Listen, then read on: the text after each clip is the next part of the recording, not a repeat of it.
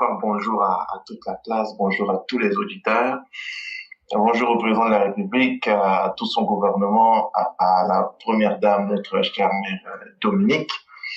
Je dis encore félicitations à toi et Clara pour cette belle présentation qui encore vient montrer que tout ce qu'on est en train de dire depuis le début, ce n'était pas du simple bavardage. Au jour de ce 23 ou 24 avril, il y a encore des preuves qui viennent dans le compte de ceux-là qu'on dénonce, qui viennent soutenir ce que nous on disait. Donc, en tout cas, je félicite la classe à continuer ses efforts pour pouvoir aider le président à faire de la Côte d'Ivoire un pays déjà émergent, solidaire, comme il dit, mais un pays prospère, mais dans la cohésion de tous ses fils et filles. Éclaireur, je prenais la parole aujourd'hui pour parler de ce qui se passe autour de la data. Eh bien, vous voyez, depuis que cette crise a commencé, il était bon de prendre le temps d'écouter, d'observer avant de se prononcer. Je vais commencer cette intervention déjà par soulever un point. Ça va peut-être plaire à d'autres, ça ne va pas plaire à certains, mais c'est la chose suivante. On a vu le député maire à Salé, que nous aimons aussi, qui fait de très bonnes choses, porter ce combat-là. Je pense qu'il l'a fait en tant que citoyen d'abord et responsable politique, maire et député par la suite. Mais dans toute chose, il y a quand même un mais. La posture du député, le maire à Salé, est celle que n'importe quel citoyen aurait voulu avoir face à de telles injustices. Là où moi j'ai un problème avec la suite de ce que a produit le maire, c'est quand le gouvernement, par l'intermédiaire du ministre de la Communication, est sorti. À ce moment, pour moi, M. Assalé aurait dû laisser le gouvernement garder la main, tirer cette histoire au clair, nous sortir des solutions, mettre tous les acteurs au travail, nous sortir quelque chose de définitif. Mais quand on a vu le ministre sortir,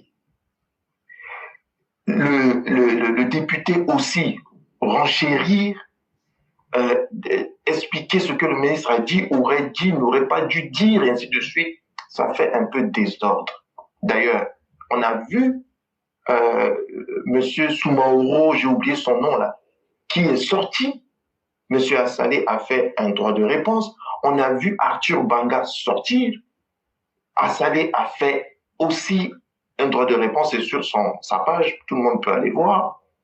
C'est pour dire quoi? Que il y a forcément, au moment où on est en train de se préparer à aller dans les élections, où M. Assalé sera forcément engagé dans sa propre succession, certains agissements peuvent être interprétés. Et ceux qui l'interprètent ont le droit de le faire.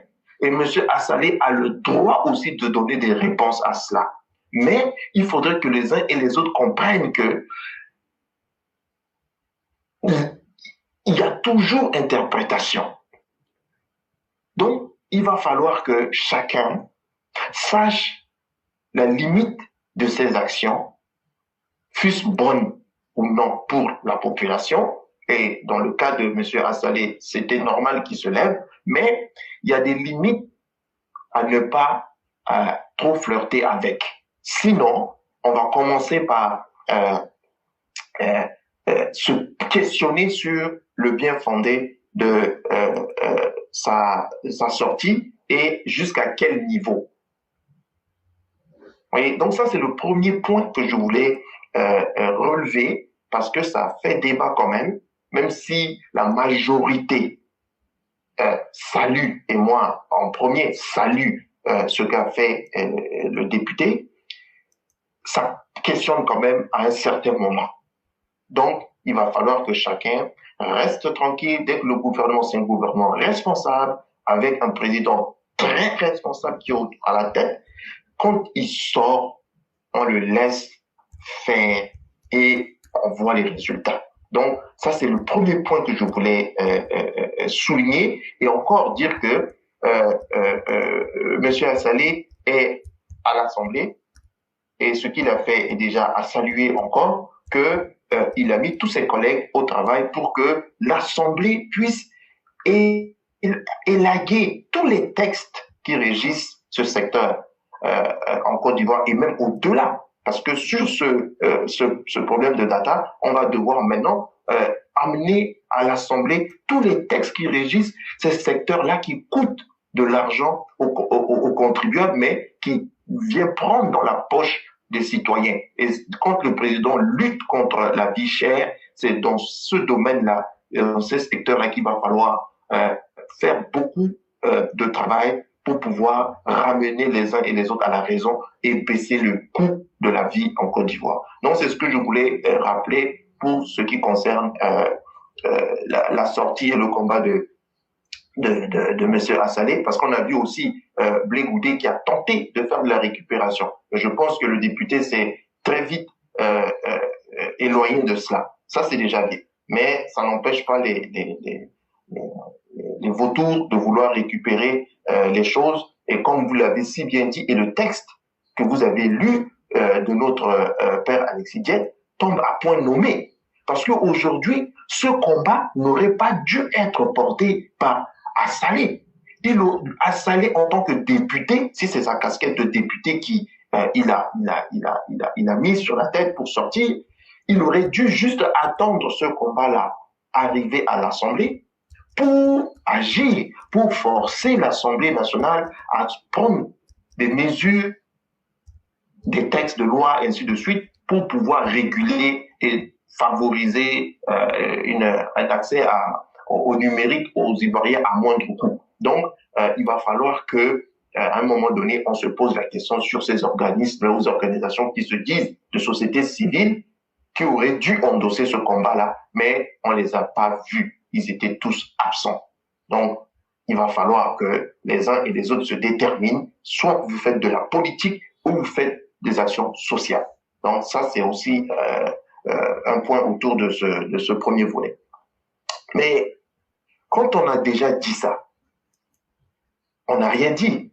Parce que se plaindre que les prix ont augmenté et que finalement, des tractations sont faites pour qu'on revienne aux anciens prix, mais on n'a rien dit, on n'a rien fait. Et je pense que c'est ce que Arthur Banga a voulu dire aussi. On n'a rien fait, parce qu'on revient au statu quo, on revient à la date du 5 avril, parce que tout ça a commencé au 6. On revient à la date du 5 avril où les Ivoiriens payaient le prix qu'ils payaient, mais avec une qualité, mais on va dire médiocre. Ça, il faut le dire, médiocre. Donc, on n'a rien fait, on est revenu à ce stade-là. Et là, aujourd'hui, tout le monde a l'air de s'en contenter. Mais là, je tombe des nues. Parce que la qualité d'Internet qui est servie aux Ivoiriens n'est pas digne de ce pays-là, qui s'en va vers l'émergence. En cela, moi, j'accuse les trois entités, l'État, les opérateurs du secteur et les consommateurs. Les trois. L'État, pourquoi? L'État, on est dans une économie libérale, c'est vrai. C'est les libéraux au pouvoir, c'est vrai. Ils ont laissé le marché faire les prix, c'est vrai. La concurrence, c'est vrai. On a la RTCI qui est un organe de l'État, mais qui est autonome au niveau de ses prises de décision, de ses actions. Donc, la RTCI qui, par son nom, dit est là pour réguler. l'État, pour faciliter les choses, pour aider à la bonne concurrence, à une concurrence qui va profiter vraiment aux Ivoiriens, peut, un peu comme dans l'exemple des routes, des ponts que l'État est en train de faire, détenir les infrastructures de communication dans le domaine des télécommunications. C'est-à-dire quoi? C'est-à-dire les grosses œuvres, c'est-à-dire comme la fibre optique, comme le réseau. L'État peut en être le détenteur et que ces entreprises viennent seulement en tant qu'opérateurs ou fournisseurs de services. Parce qu'il faut faire la différence entre les deux. Un opérateur, c'est celui qui te donne accès au réseau. Un fournisseur, c'est celui qui te donne accès à un service, c'est-à-dire Internet et ainsi de suite. Aujourd'hui, dans le cas de la Côte d'Ivoire, on voit par exemple comme Orange, qui est un opérateur et fournisseur de services. NTM, le cas de NTM, je ne sais pas s'ils ont leur propre réseau, mais je pense que oui. Tous ceux-là sont opérateurs et fournisseurs de services parce qu'ils te donnent accès à leur réseau et ils te vendent des services dessus. Donc l'État peut devenir détenteur des infrastructures, auquel cas c'est eux qui contrôlent. Ils font la maintenance et qui contrôlent et qui donnent accès à ces opérateurs qui, après eux, développent des services pour les consommateurs. L'État peut aussi se servir. Alors, aujourd'hui, on nous parle d'Abidjan qui serait trop peuplé, des villes comme ça, parce que les gens quittent les petites villes, se rapprochent de là où ils auront accès à cette ressource-là qui est Internet, qui est l'électricité, qui est l'eau. Mais aujourd'hui, ce n'est plus vrai. Les localités de 500 habitants sont électrifiées aujourd'hui, ont une adduction à l'eau potable.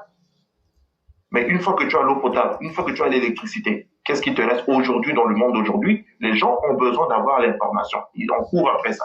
Donc, l'État peut se servir de Internet pour faire de l'administration du territoire. C'est-à-dire, on développe ces infrastructures-là, en même temps qu'on met de l'électricité, on permet aux gens d'avoir l'eau potable, mais il faut leur permettre aussi d'avoir accès à l'information. Ce qui fait que les gens n'auront plus besoin de venir à Abidjan ou dans les grandes villes pour pouvoir bénéficier de ces choses-là. En même temps, on fait repartir ceux qui sont venus du monde rural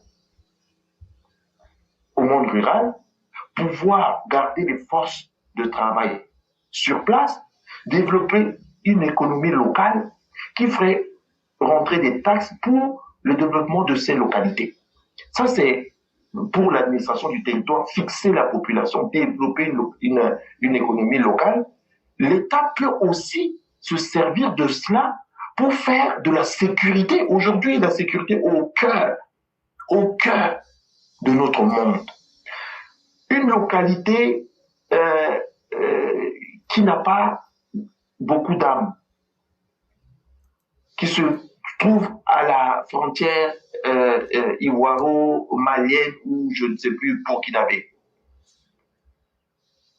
Là où il y a des infiltrations de djihadistes, terroristes, tout ce que vous voulez. Mais s'il y avait âme qui vive, il y avait des activités, il y avait toutes sortes de choses qui font que les gens peuplent cette zone, mais toutes ces personnes-là deviendraient des agents parce que nous sommes ici sur la plateforme les premiers à appeler, par exemple, les gens dans leur localité à dire si vous voyez quelque chose, prévenez les autorités.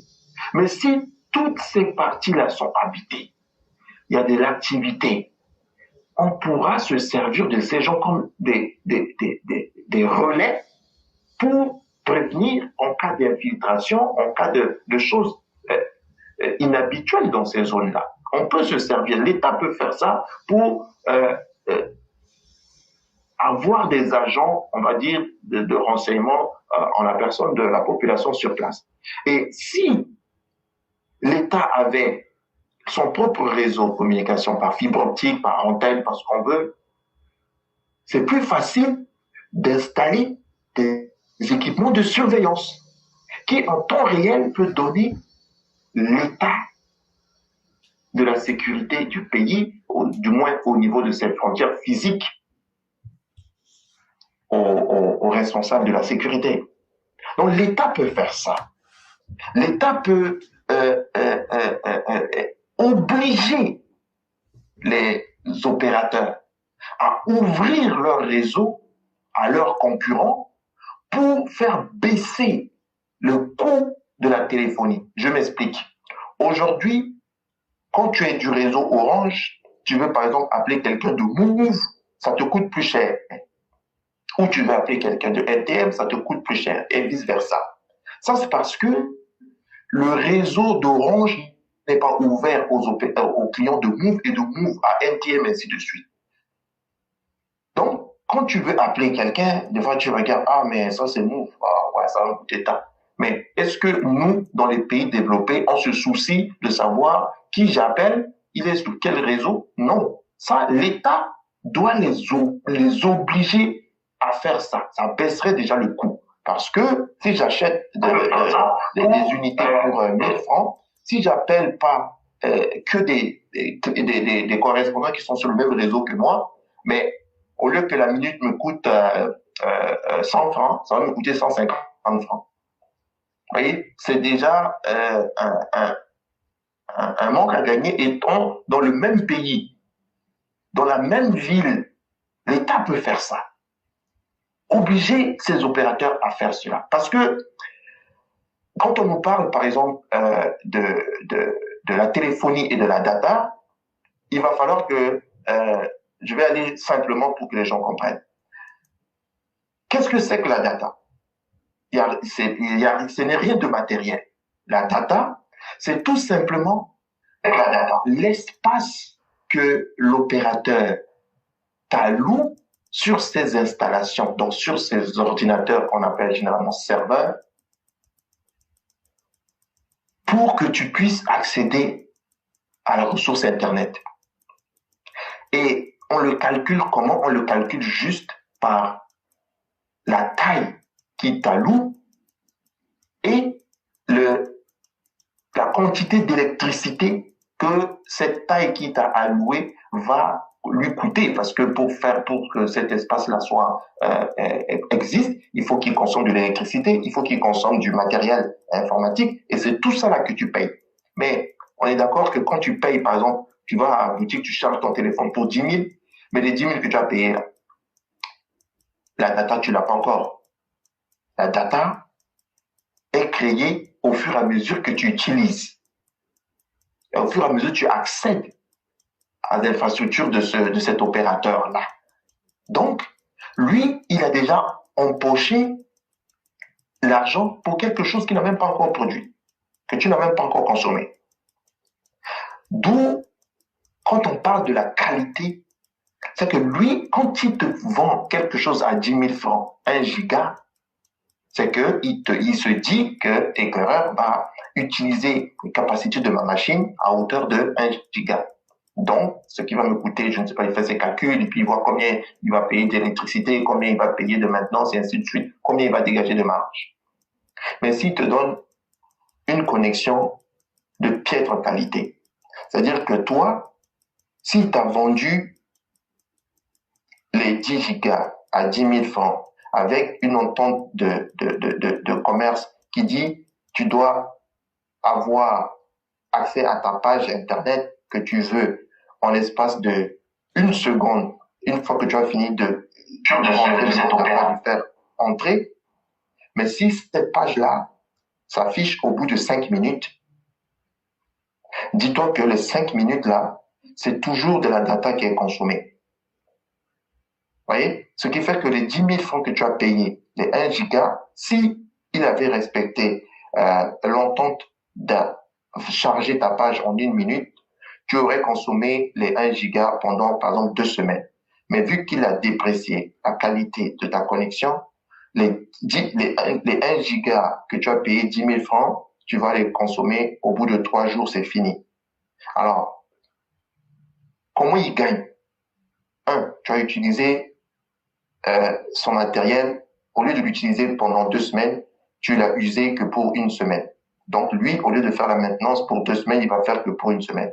Donc, l'argent qu'il avait provisionné sur ce que tu as payé, en se disant que ça va lui servir aussi de faire la maintenance, il aura gagné. Parce que tu as payé quelque chose que tu n'auras jamais utilisé. Donc, ça, c'est juste pour expliquer. J'espère ne pas avoir perdu mon monde là-dedans. C'est juste pour dire que aujourd'hui, le vrai combat à mener, c'est celui de la qualité. La qualité d'Internet qu'on vous vend. C'est la qualité.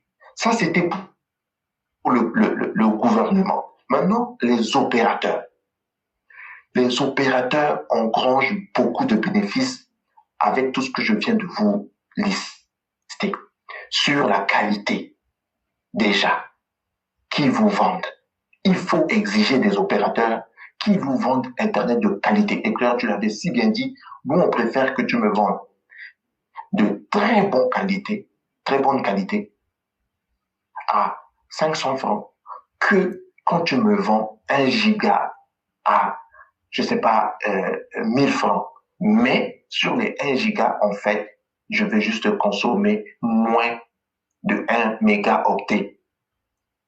En gros, celui qui a acheté 1 méga de très bonne qualité à 500 francs a plus profité de ça que celui qui a acheté les 1 giga pour 1000 francs, mais qui en fait a juste même pas utilisé 1 méga.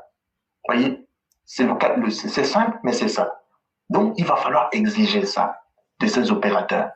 Mais les opérateurs aussi doivent penser que aujourd'hui, on est en Côte d'Ivoire, le président de la République est en train de finir le développement du pays au niveau des infrastructures, c'est-à-dire routes, ponts, écoles, universités, tout ça. Une fois que tout cela sera fini, on va passer à l'étape service. Donc, c'est aussi à eux, s'ils veulent que ce marché-là se développe et que demain, ils en gagnent encore plus de bénéfices, c'est de commencer à investir dans le réseau, à l'étendre, à avoir de la stratégie, à ouvrir leur réseau aux concurrents, à laisser rentrer des concurrents que, ici, dans les pays développés, on les appelle des exploitants de réseaux mobiles virtuels. Voilà. Par exemple, aux États-Unis, je pense que vous avez MVO. Virgin. MVO. Voilà, exactement. Nous, ici, on a Virgin, on a Kudo, on a Fizz, des choses comme ça. Ça, ce sont des opérateurs. Eux, ils n'ont pas leur propre réseau. Ils viennent utiliser le réseau de ceux qui sont installés. Et ils vendent des services Internet, téléphonie mobile. Vous voyez, ceux-là sont généralement ceux qui font les prix les plus bas. Pour que les gens comprennent mieux, je vais donner l'exemple. On prend l'exemple des taxis Uber. Quand les taxis Uber sont arrivés en France, aux États-Unis, partout, tous les chauffeurs de taxi étaient rentrés en grève. Pourquoi? Parce que le taxi Uber, lui, tu es chez toi dans ton salon, tu n'as pas besoin de sortir dans la rue et aller aider un taxi. Tu commandes un taxi à travers ton smartphone, le taxi, il arrive. C'était très difficile pour les États de mettre une législation pour demander aux taxis Uber de payer le même prix de licence que ce que payaient les taxis qu'on connaît. Du coup, on a cassé le monopole des taxis. Aujourd'hui, faire la même distance avec un Uber et faire la même distance avec un taxi qu'on connaît traditionnel est revenu beaucoup moins cher que si Uber n'existait pas. Donc, Uber est considéré aussi comme un exploitant virtuel. Vous voyez, parce qu'on passe toujours par Internet pour ces choses-là. Maintenant, les exploitants de réseaux mobiles virtuels comme Virgin ou comme tu as dit, arrivent sur le marché, ils n'ont pas, eux, d'exploitation de la ligne ou du réseau à faire, ils vont se concentrer juste sur le service. Donc, ils sont capables de vous offrir des services déjà de bonne qualité, parce que comme ils signent des ententes de service avec le propriétaire des infrastructures, par exemple comme Orange, ils vont être regardants sur la qualité des services que Orange va te fournir à toi, le consommateur final, mais qui est en fait leur client à eux. Donc si Orange s'amuse à dégrader la qualité du service, ce n'est plus toi, le consommateur final, qui va te plaindre à Orange, mais c'est eux, entreprise à entreprise, qui vont régler la chose.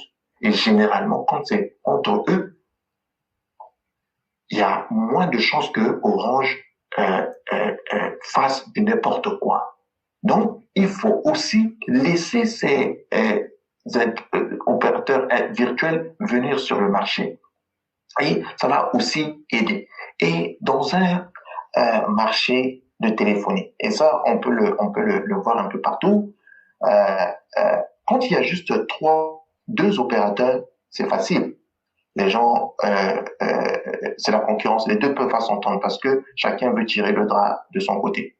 Quand il y en a trois, il arrive souvent qu'il y en a deux qui s'entendent contre l'autre. C'est ce qu'on a vu. Orange seul ou Orange avec un autre contre Move ou ainsi de suite. Généralement, dans les pays développés, on fait rentrer un quatrième. Il n'y a pas un pays développé que je connaisse où il y a juste trois opérateurs de téléphonie. Et ça dans tous les domaines. Dès qu'il y a trois entreprises qui dominent quelque chose, on fait rentrer un quatrième. Et généralement, avec quatre, c'est plus facile parce que soit deux s'entendent face à deux, bah, c'est forcément le duo A qui va essayer de dominer le duo B, donc forcément le consommateur va gagner. Soit il y en a trois qui vont s'entendre contre un, ce qui n'est pas possible. Parce que les trois, c'est déjà déséquilibré. Donc, le quatrième qui rentre fait forcément baisser les prix. Ici au Canada, on a vu ça. Aux États-Unis, c'est la même chose. Partout dans le monde, il y a ça. Donc, il va falloir que les opérateurs, s'ils veulent vraiment aider, mais ça sera pas de gaieté de cœur s'ils le font, mais l'État peut aussi venir. Mais nous, les consommateurs, pouvons les pousser à cela. Pouvons les pousser à cela en exigeant de la qualité. Ça, c'est pour les consommateurs, en exigeant de la qualité. Parce que, veut ou veut pas, quand vous achetez quelque chose cher, mais quand c'est de qualité, très vite, vous allez oublier que vous avez payé cet article cher. Tant que la qualité est au rendez-vous, on oublie le prix. Parce qu'on se dit, finalement, j'ai bien fait d'acheter ça, même si c'était cher. Mais quand il n'y a pas la qualité, je vous assure que vous allez regretter votre action, même toute votre vie. Voyez, donc, ce que je voulais dire, en somme, avec ce que je viens d'énumérer ici, c'est que, quand on est porteur d'un combat comme celui de la téléphonie, des data et autres qui viendront certainement, et on a plusieurs casquettes rendues à un certain niveau, il faut savoir où s'arrêter, surtout quand il y a le gouvernement qui reprend la main. Laissons le gouvernement faire pour pouvoir nous sortir quelque chose au bénéfice de tout le monde. Parce que là, on risquerait d'interpréter ça comme a dit Arthur Banga, c'est du populisme. Donc, il faudra faire attention à ce niveau-là. À l'État aussi d'être un peu plus regardant, d'être un peu plus en avant dans ce combat-là, de prendre les choses, de voir la possibilité de faciliter ces choses-là à la population en faisant des investissements qui seront contrôlés par l'État mais utilisés par des opérateurs, ce qui n'est pas interdit. Et même s'il y a des opérateurs qui veulent développer leur propre réseau, mais l'État peut en avoir et détenir la base des grosses œuvres, et puis les autres viendront juste mettre leur couche par-dessus. les opérateurs eux-mêmes, c'est de faire un effort au risque de rater le train parce que la prochaine couche qui va venir du développement, ce sera la couche service. Quand les services de GPS, les services de vidéo à la demande, quand les services comment est-ce que je peux dire, tout ce qui est autour de la téléphonie qu'on connaît dans les pays développés, quand ça va débarquer, mais si ça vient avec d'autres joueurs que ceux qui sont en place, les clients, les consommateurs, vont plus aller avec les nouveaux. Parce qu'ils vous connaissent déjà. Vous n'avez rien fait. La nouveauté arrive, c'est là que vous essayez d'amadouer les gens pour pouvoir les garder. Non, les gens vont aller. Donc, à vous d'ouvrir les yeux et de commencer à penser à moderniser votre réseau, à commencer à penser à cela et à faire en sorte que le jour où on va embarquer dans sur cette nouvelle étape, vous ferez partie aussi du voyage. Mais les consommateurs, c'est à eux de se lever, de réclamer la qualité en premier. De réclamer la qualité en premier. Pas parce que j'ai vu que le prix est passé de 1 franc à 1 franc 50 que je me suis rendu compte que je suis en train de me faire voler. Non. Le vol a commencé bien plus tôt sur la qualité. Et quand la qualité n'y est pas, ça veut dire que tu payes pour quelque chose qui n'en valait pas le prix que tu as payé. Donc, encore, je dis, réclamons la qualité avant toute chose. C'est en cela qu'on amènera, nos gouvernants, les opérateurs à faire des efforts pour pouvoir nous contenter. Donc, voilà, éclairant ce que je voulais juste dire. J'espère que j'ai pas perdu mon monde. J'espère que s'il y a des questions, s'il y a des gens qui ont d'autres idées, des choses que j'ai dites qui ne collent pas avec la réalité, ils peuvent se manifester et ensemble, on va peut-être sortir quelque chose qui va aussi aider à améliorer ce secteur-là. Donc, voilà ma contribution d'aujourd'hui. Et donc, je vous remercie si vous avez quelque chose à ajouter. Vraiment, merci beaucoup, le grand maître. Ce que vous avez dit, ça se comprend et ça se conçoit facilement. Mais je me souviens qu'en 2021, on avait fait une émission où vous avez expliqué la pose des fibres optiques. Vous avez bien expliqué tout ça. Je ne sais pas si vous vous en souvenez. Oui. Et vous vous souviendrez que depuis lors, on a continué à parler de ça. Et même encore en 2022, je me souviens que la toute dernière vidéo qu'on a eu à faire, c'était le 10 décembre 2022. Et je viens de mettre même le lien. Comme pour dire que ce problème-là, on l'a vu venir et on a interpellé afin que les dirigeants puissent anticiper. Parce que la vérité, ce que vous dites, c'est évident, hein, et c'est simple pour ceux qui comprennent. Ça veut dire quoi? Ça veut dire aujourd'hui, après le béton, après les routes, ce sont les services qui seront vendus. Mais ces services-là, on ne va plus attraper l'argent avec la main. On ne va plus être là dans le traditionnel. Et le métro d'Abidjan, il aura peut-être l'aspect physique des choses, les rails et autres, mais il faut dire qu'il aura une bonne partie de la pratique Internet là-dedans. Si on n'anticipe pas sur la qualité, est-ce qu'on pourra réellement bénéficier comme il se doit?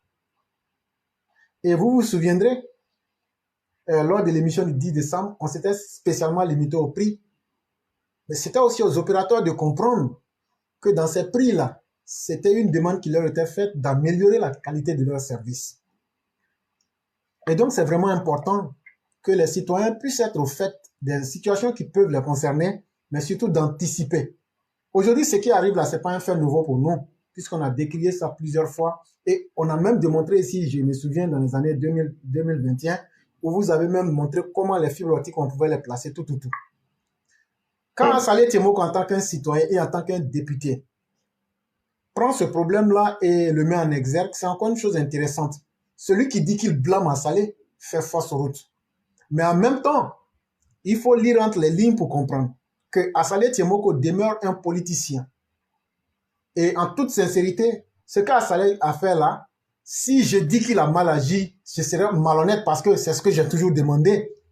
Mais ce que vous dites et qui est juste et que j'accepte, c'est la posture d'Assalé de vouloir, en tout cas à mon sens, je vais utiliser le mot, humilier l'autorité en place.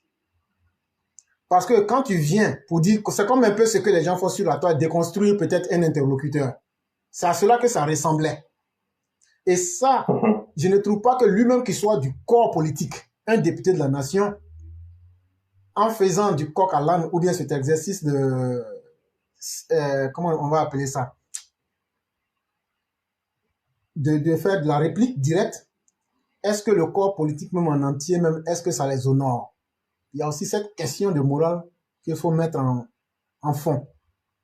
Le problème, il est vrai. Le problème, il est évident. Mais la vraie question qui demeure, est-ce qu'on trouve comment on fait pour trouver les vraies solutions? C'est ça aussi qui doit intéresser les Ivoiriens et c'est sur ça que vous êtes revenus. La vraie solution viendra, comme vous l'avez dit, de la qualité d'abord du service. Si on me propose 10 gigas à 300 francs, c'est un exemple que je prends à Orange, mais que par exemple Move me propose 5 gigas à 500 francs, mais la différence n'est que de 200 francs. Et là où il y a plus, c'est-à-dire les 10 gigas d'Orange à 300 francs, ben, naturellement, je serais tenté d'aller là-bas. Mais sachez que rien n'est gratuit. Les 10 gigas qu'on me vend à 300 là, alors que j'ai refusé de payer les 5 gigas à 500 francs avec Move là, toi-même, ton esprit donne-toi te dit, mais pourquoi 5 gigas est plus cher que 10 gigas? La réalité, elle est simple. La réalité existe dans le fait qu'on sait que naturellement, personne n'aime payer cher et plus. Donc là, eux, ils se rattrapent dans la qualité. Les 10 gigas que tu as payé là, à 300 francs là, toi, tu penses avoir gagné le double de ce que tu aurais payé à MTN, là, tu aurais payé la moitié à 500. Mais en réalité là, tu n'auras qu'un produit de 100 francs ou même 50 francs. Parce que la qualité dans les 10 gigas là, tu ne pourras même pas utiliser même ne serait-ce que 500 mégaoctets. Alors que de l'autre côté, les 5 gigas qui t'étaient vendus à 500 francs, tu peux les utiliser pleinement parce que la machine va vite fonctionner, le service est de bonne qualité et tu es satisfait. Et c'est ça qui fera la différence. Et pour arriver à cette différence-là, comme vous l'avez dit, il faudrait que les opérateurs actuels s'adaptent aux nouvelles réalités. En toute sincérité, quand tu es en Côte d'Ivoire, que tu utilises par exemple Canal, que tu utilises la téléphonie, ou bien que tu utilises même l'Internet, tu as l'impression même que c'est un service même de l'époque coloniale que tu es en train d'utiliser. Et ça veut dire que ces opérateurs-là n'ont pas mis l'investissement qu'il faut, alors que le besoin se fait plus croissant. Ils n'ont pas adapté leur service. Et ça, c'est à nous, la population, de leur dire, il faut que vous teniez compte de cette réalité-là pour améliorer le service. Les députés que eux, ils sont, eux, les Assalé Témo que ils sont, eux doivent, à partir des réalités qu'ils voient et qu'ils ont pu déceler, au-delà de l'RTCI, ils doivent mettre un contexte minimal des prix. Ça veut dire quoi? Ce sont des idées que nous proposons. Par exemple, on regarde, comme je l'avais dit la dernière fois, le coût global ou général de l'Internet dans les pays de l'Afrique de l'Ouest. Et on essaie de faire un prix moyen pour dire, par exemple, ceux qui veulent l'Internet illimité, on peut vous, c'est un exemple que je dis, on peut vous l'accorder à 15 000 francs le mois. Maintenant, ceux qui ne veulent pas l'illimité, on peut trouver des moyennes qui soient acceptables. Mais quand on retrouve, par exemple, là où je vous parle aujourd'hui, depuis qu'ils disent qu'ils sont revenus aux anciens tarifs, il y a, en tout cas pour ma part, il y a 80% des personnes qui m'appellent d'Abidjan. Quand elles m'appellent, soit c'est elles qui ne nous entendent pas, ou bien c'est nous qui ne les entendons pas. Automatiquement, la qualité du service a baissé. Si vous êtes à Abidjan, que ce que je dis n'est pas vrai, s'il vous plaît, mettez, ce n'est pas vrai.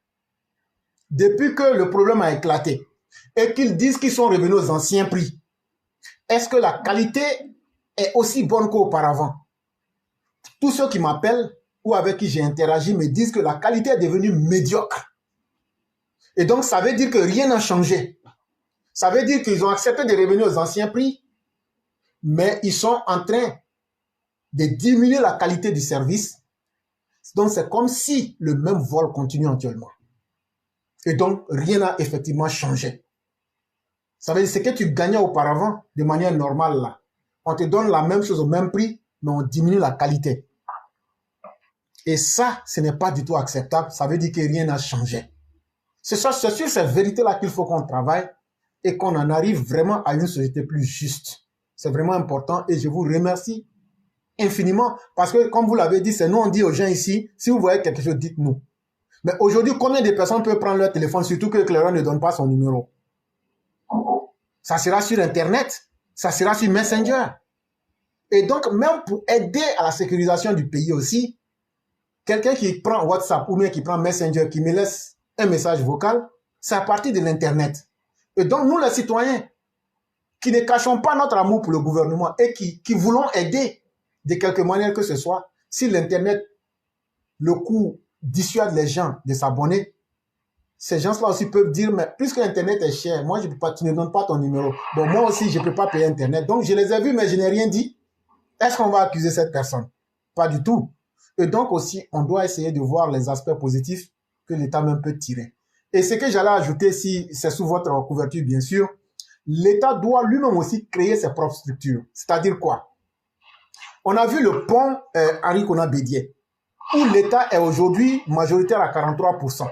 Alors qu'au début, c'était pas comme ça. Quand l'État avait construit, c'est le consortium qui en détenait le monopole. Mais petit à petit, l'État est en train de reprendre le pont et le monopole. Ce qui est une très bonne chose. Pourquoi aujourd'hui ne pas proposer à ces différents secteurs-là de développer la technologie et au fur et à mesure, l'État même peut être un partenaire majoritaire là-dedans afin de pouvoir aussi donner ses avis lorsqu'on en arrivera aussi au prix. C'est vrai qu'on n'a pas la technologie. C'est vrai que vraiment, je ne crois même pas que les gens acceptent de nous donner la technologie, mais ils ne peuvent pas accepter qu'on ne soit pas quand même actionnaire là-dedans, puisqu'on peut signer ça déjà dans le contrat même avant qu'il ne rentre dans le pays. Et ça va aider nos dirigeants à pouvoir contrôler. Parce que ce qu'on ne dit pas aussi aux uns aux autres aussi, c'est que quand on appelle par exemple, là où on est, vous tous qui nous écoutez en ce moment en Côte d'Ivoire là, c'est que tout ce qu'on dit, tout ce que vous dites sur le téléphone, sur Internet, tout ce que vous dites là, ça passe d'abord par la France avant d'aller à la Côte d'Ivoire. Donc eux, ils entendent tout ce qu'on dit, tout ce qu'on fait, avant d'aller chez nous en Côte d'Ivoire. Et tout ça, ça fait partie de la différence qui fera qu'on sera toujours en bas. Et c'est tout ça qu'il faut combattre intelligemment avec beaucoup de stratégies.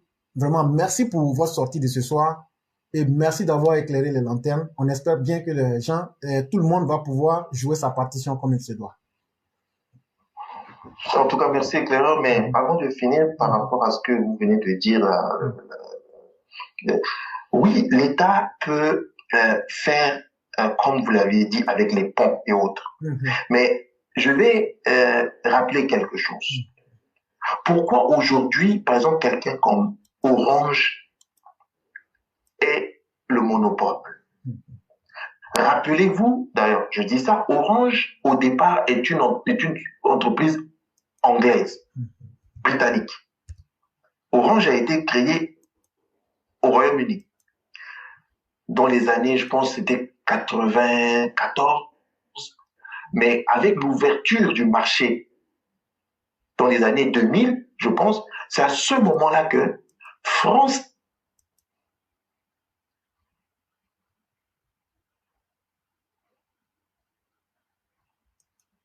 maintenant l'amener en France. Donc Orange, c'est France Télécom. Mais France Télécom, qui est France Télécom? Qui est France Télécom? France Télécom n'est que la société étatique qui gère les télécommunications en France. Mais France Télécom est le bébé des PTT. Vous vous souvenez que chez nous, dans les années 80, là, on appelait ça PTT. Les centres de télécommunications, où on allait à la poste, on appelait ça PTT. Et les infrastructures téléphoniques dans nos pays étaient installées, maintenues et gérées par la filiale française des PTT, ou des fois c'était Câble de France, ou ainsi de suite. Voilà pourquoi aujourd'hui, Orange devient un peu infrastructure et opérateur de ça et fournit encore du service. Mais l'État peut, comme vous l'avez dit, demander à ces entreprises, même s'ils n'ont pas les fonds, parce que avec 1000 milliards de bénéfices, ils peuvent développer le réseau ou même créer un réseau, un nouveau, c'est-à-dire comme la fibre optique, et petit à petit, l'État peut reprendre possession de cela après une concession de, je ne sais pas, 10 ans, 15 ans, 20 ans. Et l'État reprend cela et devient le propriétaire de son propre réseau et ne ferait que louer aux opérateurs et aux fournisseurs de services. Donc, cela est tout à fait possible et l'État contrôlerait aussi ou peut jouer, peut subventionner, peut faire ce qu'on veut pour ne pas fausser la concurrence. Vous voyez? Donc, l'État peut faire ça. Ce n'est qu'une question de volonté, mais je pense que le président, tel qu'on le connaît, a certainement ça dans ses cartons. Mais une fois qu'il a fini des infrastructures, ça va être, je pense, le second étage de la fusée qui va être mis en place. Il faut déclarer les télécommunications cause nationale pour ne pas que toute cette belle réalisation au niveau de l'aménagement du pays soit ne serve à rien. Parce que la suite logique viendrait avec les services et pour faire bénéficier les Ivoiriens de ces réalisations-là. Donc voilà, vous avez totalement raison. Et puis, j'espère que on a apporté quand même quelque chose à ce combat-là et que les gens auraient compris certaines choses, des notions peut-être qui étaient peut-être un peu abstraites, mais s'il y a des questions, n'hésitez pas, venez poser des questions. Ceux qui connaissent donneront leur avis. Ceux qui ont entendu ce qu'on a dit ici et qui veulent apporter la contradiction ou des additifs sont aussi libres de le faire. Comme on l'a dit, nous sommes dans une classe, on regarde tous dans la même direction. Alors, vous êtes les bienvenus et je vous remercie encore, éclaireur, pour m'avoir donné la parole. Et je remercie encore toute la classe et encore merci aux auditeurs qui nous ont écoutés. Merci. C'est à vous que reviennent les remerciements, le grand maître, et merci de nous avoir accordé de votre temps. Et comme vous le dites, il y a ceux qui étaient présents qui m'ont demandé de mettre ça en conférence, en panel. Et je ne sais pas s'ils ont des questions avant de tomber dans leurs différents sujets. Les 4 personnes qui sont là actuellement, est-ce que quelqu'un a des questions sur le sujet qui est en cours en ce moment? Oui, éclairez-moi une question. Ok. Ok, donc on va aller avec Yann. Vous pouvez poser votre question. Oui, merci beaucoup, mon grand oncle. Bonsoir à tous, bonsoir à toutes. Merci à notre cher bien-aimé Walter, qui a vraiment fait montre de sa connaissance dans le domaine. C'est aussi cette belle classe-là. On a vraiment de nombreuses intelligences. Je me demande parfois qu'est-ce que nos militants cherchent encore ailleurs, quoi. Ben, c'est vrai qu'ici aussi, on est conscient du devoir qui nous attend.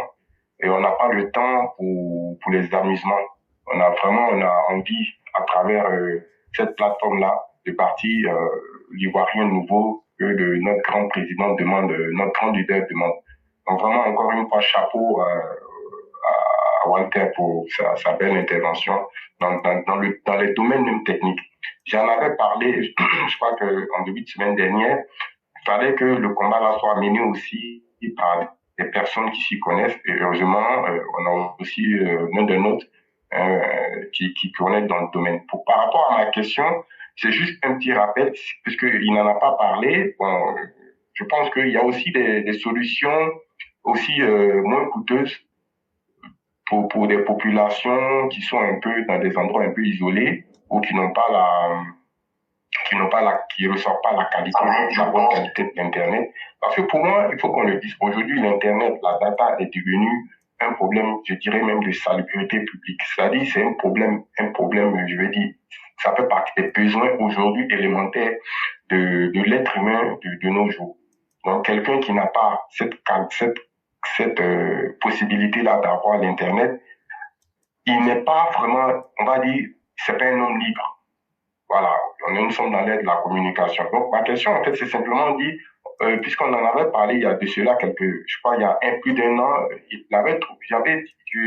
j'avais dit, en fait, qu'il y avait des solutions qu'on pouvait trouver à travers des ballons qu'on emmenait un peu à un certain niveau au ciel. Est-ce que tu peux, Walter, s'il te plaît, est-ce que tu pourras donner plus de détails sur ça? Voilà un peu la question. Ok, je vois. Merci Yann. Je vois ce que tu veux dire. Ok. La solution des ballons aujourd'hui, c'est une solution développée par certains grands groupes. Je sais que Google avait son projet de ballon. Il y avait, je pense,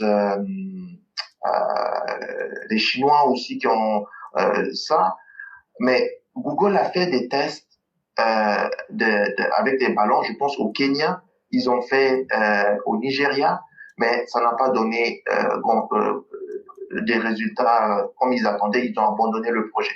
Parce que je pense qu'il faudrait que les États aussi s'investissent là-dedans pour pouvoir mener le projet à bien.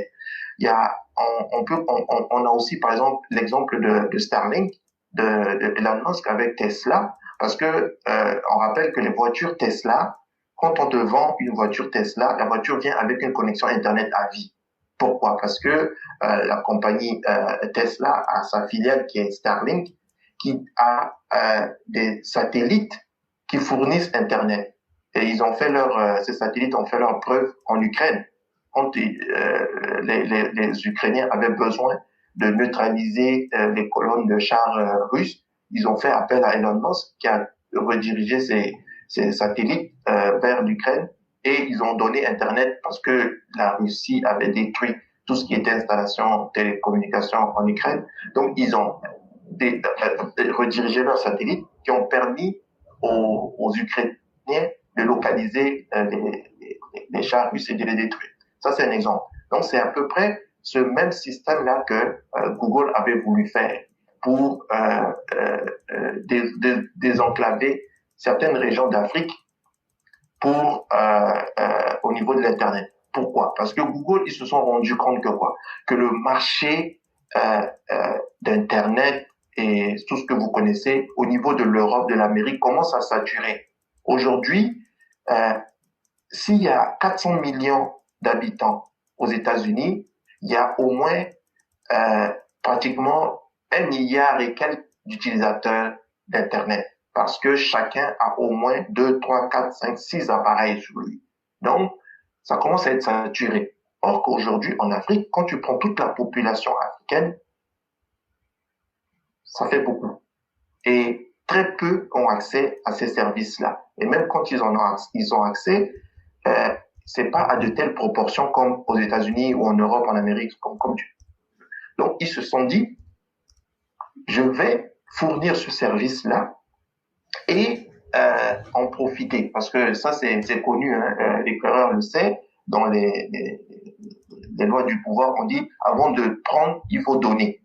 Donc, quand je te donne quelque chose, ça va être plus facile pour moi le jour où je viendrai t'en prendre, tu vas être plus indulgent. Donc, ils préparaient le terrain à leurs prochaines offensives sur l'Afrique. Donc, il fallait qu'ils donnent. Mais cette solution n'a pas tenu à cause que il y a beaucoup de législation, beaucoup de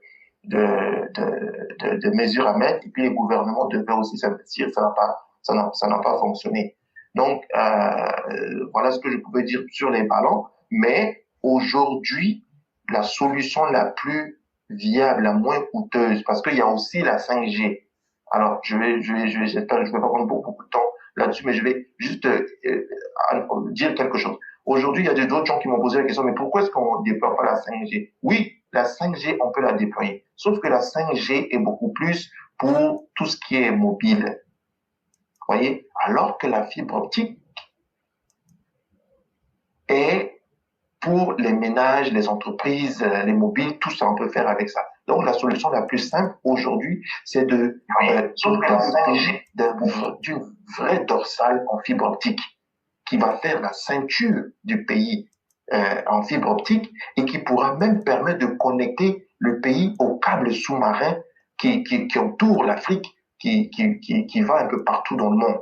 Donc, ça sera encore plus facile de connecter le pays vers l'extérieur. Donc, la fibre optique reste aujourd'hui la solution la plus viable, la plus simple et la plus durable pour pouvoir désenclaver. Parce qu'une fois que la fibre optique est installée avec de sorte comme une ceinture autour du pays, c'est beaucoup plus facile de pénétrer l'intérieur du pays en partant de ses extrémités et puis désenclaver. Donc voilà ce que je pourrais dire pour ta question.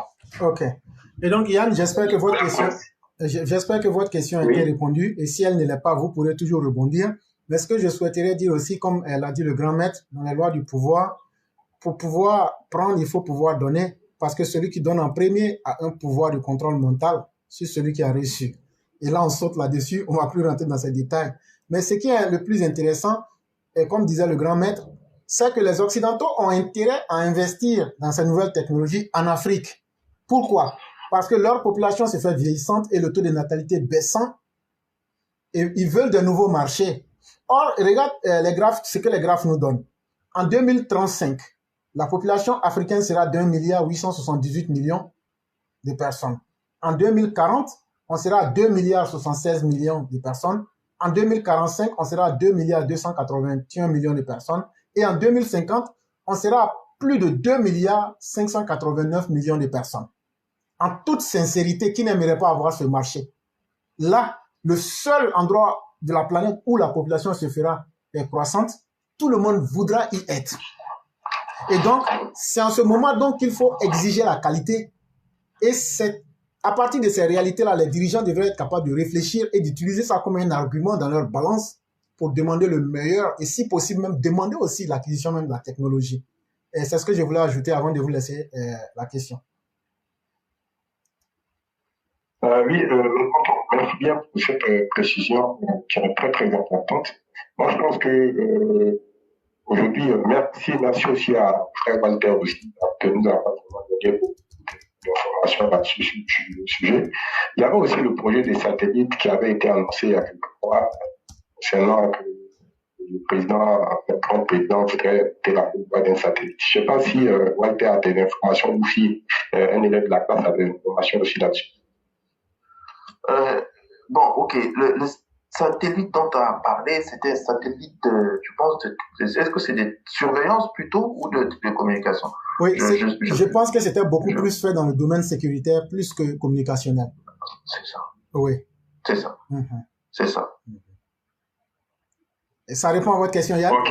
Oui. Merci. Ok. Oui, ça répond. Voilà, donc je on va... sais pas si je dois enchaîner aussi. Non. Après les questions, on va demander d'abord quels sont ceux qui ont des questions. Il y a Abdul qui avait des questions. Abdul, vous avez votre temps pour les questions.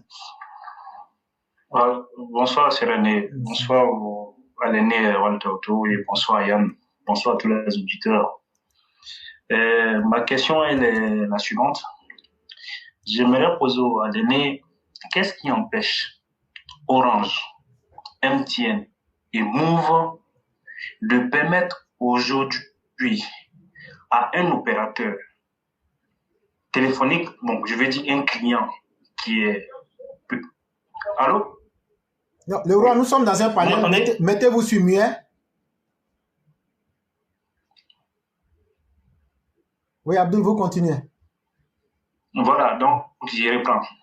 Il dit, cher aîné Walter Otto, qu'est-ce qui empêche Orange, Move, MTN de permettre aujourd'hui à un client MTN qui veut changer de réseau et de toujours conserver son même numéro MTN? Ok, c'était ça la question? Oui. Okay. Est-ce que c'est faisable en Côte d'Ivoire? Ok.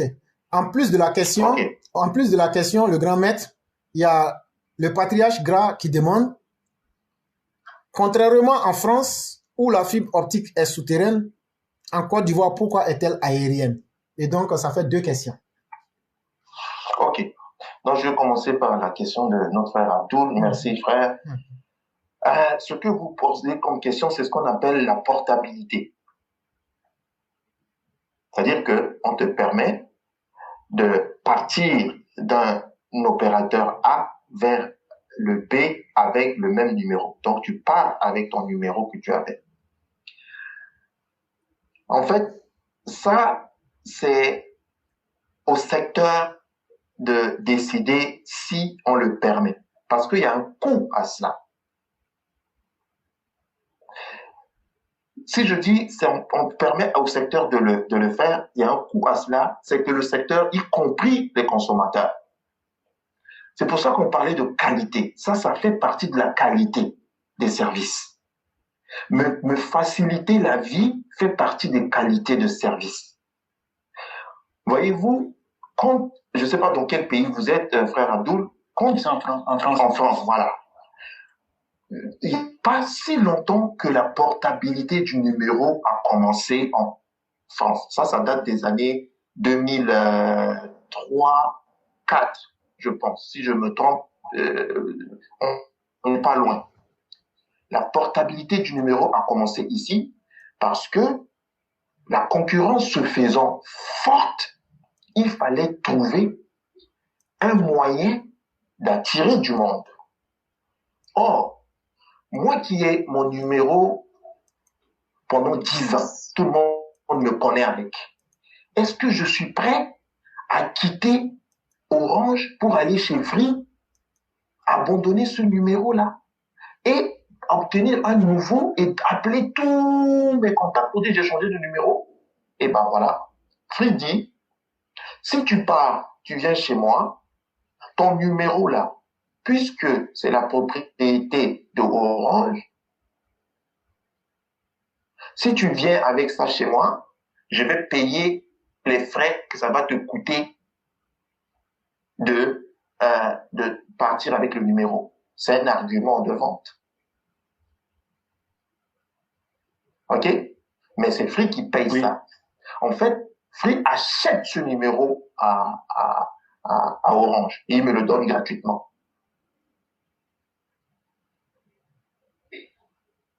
Voyez? Donc aujourd'hui, ça ne dépendra que du marché, du secteur, de la concurrence, pour que la portabilité du numéro puisse se faire. Il y a quelques choses techniques derrière tout ça, mais ça dépend, c'est de la volonté de ces gens-là, et cette volonté ne pourrait être bousculée que par l'exigence des clients. Ok. Donc, vraiment, merci beaucoup, cher Emile. Ouais. Moi, je vous ai posé cette question-là parce que je me disais que si réellement il y avait une volonté de la part de ces trois compagnies-là de se pencher sur la conquête des clients, ils pouvaient quand même mettre ça en place en Côte d'Ivoire de telle sorte à ce que les Ivoiriens aujourd'hui puissent se sentir à l'aise. Les Ivoiriens aujourd'hui ne soient pas emprisonnés à Orange. Parce qu'il y a énormément d'Ivoiriens aujourd'hui qui sont à Orange, mais c'est parce que le numéro de téléphone qu'ils ont, c'est connu par tout le monde. Donc, ils ne peuvent pas partir aujourd'hui. Sinon, tout le monde a envie d'échanger des réseaux. Donc, je me dis que c'est une solution aujourd'hui qu'il faut exploiter en Côte d'Ivoire de telle sorte à ce que ces opérateurs téléphoniques-là puissent un jour se pencher sur le bonheur des Ivoiriens. Okay. Donc, c'était ce que je comptais ajouter à votre réponse. Ok. Je suis totalement d'accord avec vous. Oui, parce que en faisant ça, quand ils ont la crainte que je peux changer d'un moment à l'autre, ils vont essayer d'humaniser un peu les relations avec les clients. Donc, vraiment, merci beaucoup. Okay. Ce que je comptais dire, c'est juste un témoignage. Non. Moi, je ne vais pas vous mentir, depuis, excuse-moi, c'est rapidement, c'est depuis cette histoire de portabilité-là. Moi, dans l'année, je peux changer d'opérateur plus de 5 fois. Donc, c'est ce que je comptais dire. Ok. Et donc, le grand maître Walter, il y a la question de savoir pourquoi les fibres optiques en Côte d'Ivoire ne sont pas mises en terre, mais plutôt aériennes. Ok, c'est ça, c'est la question du patriarche. Donc, merci au patriarche pour poser la question.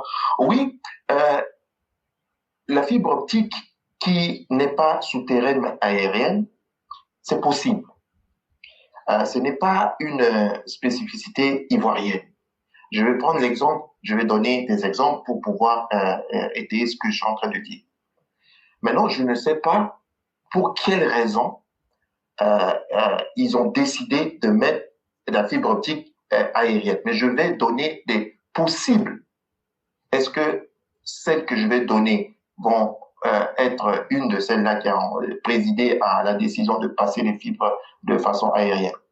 Je vais prendre l'exemple du Canada. Le Canada est connu pour avoir un climat rude. C'est-à-dire que les températures peuvent descendre à moins 40 degrés l'hiver et faire très chaud l'été. On peut monter à 40 degrés, mais avec une forte humidité. Tu as l'impression que tu es dans une cocotte minute. Ça a quelles conséquences? C'est-à-dire que l'hiver, le sol se gorgeant d'eau l'été devient gelé, donc glacé. La glace fait pour remonter la surface. Donc, par exemple, les canalisations d'eau explosent l'hiver sous la pression de la glace qui remonte à la surface, fait exploser. Donc, vous verrez ici au Canada, la plupart du temps, les câbles électriques, câbles téléphoniques, fibres, tout ça sont aériens. Pour éviter que l'hiver, on soit privé de ces services-là. Pour les canalisations d'eau, on est d'accord que on ne peut pas faire passer des tuyaux de canalisation d'eau à travers toute la ville de façon aérienne. Donc, je reviens en Côte d'Ivoire. Si ils ont fait la fibre de façon aérienne, à mon avis, et je mets ça entre griffes, nous sommes en Afrique. On a saisons, on a la saison sèche, on a la saison de pluie. La saison de pluie, il pleut beaucoup, donc la terre se gorge d'eau. La terre n'a pas encore fini de tout absorber quand on tombe en saison sèche.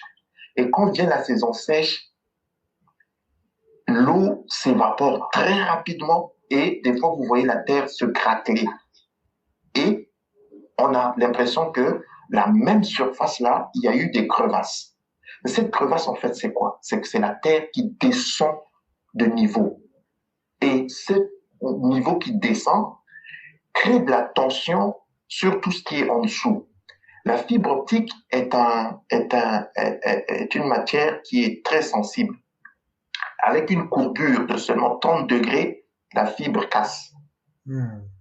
Donc, si tu n'es pas capable de faire des installations, c'est-à-dire faire des caniveaux bétonnés où tu vas mettre ta fibre dedans, alors que chez nous, généralement, ils creusent juste à même le sol. Ils mettent du sable, ils mettent la fibre, ils mettent encore du sable, et puis c'est tout.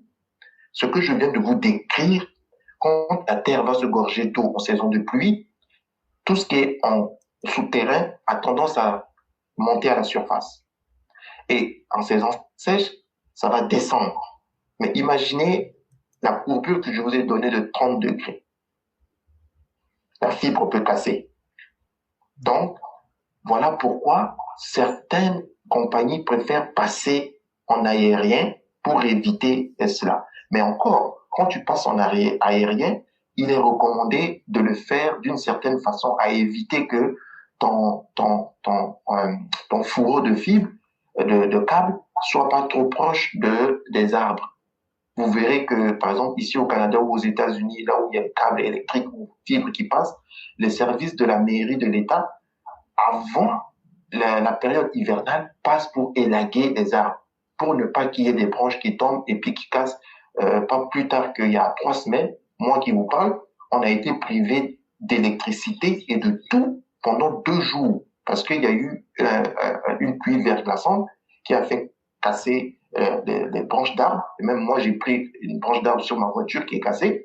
Et donc, c'est parce qu'ils n'ont pas eu le temps de faire ce que je viens de vous dire, élaguer. Et donc, ça a cassé, c'est tombé sur les arbres et ça a coupé toute la ville de Montréal. Il y en a qui sont restés pendant 1 semaine sans électricité. C'était difficile, mais voilà probablement, à mon avis, une des raisons pourquoi on peut passer en aérien. Il peut en avoir d'autres. Est-ce que c'est peut-être plus facile parce que les poteaux électriques ou les poteaux de téléphonie étaient déjà là. On peut les réutiliser pour passer la fibre. C'est peut-être une des raisons économiques, mais il y a aussi ces raisons structurelles où on peut prendre pour passer la fibre en aérien que de passer en souterrain. Parce qu'il faut creuser, il faut ainsi de suite. Ok. Vraiment, merci beaucoup, le grand maître.